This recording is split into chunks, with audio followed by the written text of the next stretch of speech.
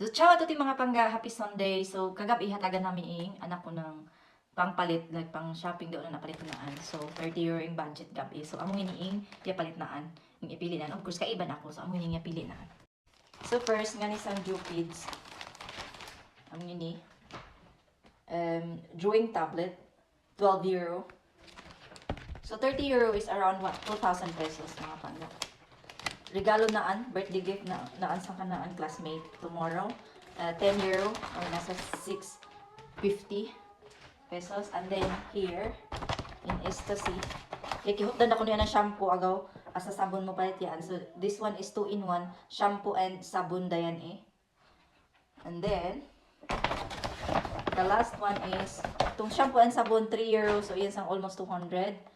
And the perfume ganahay, very cute. Yan nga mili siya kapili sin eh. So, this one naman is around 4 euro. So, ang payabilin ka na ng mga 2 or 3 euro. So, na yung sobra. So, yes, that's all. Bye!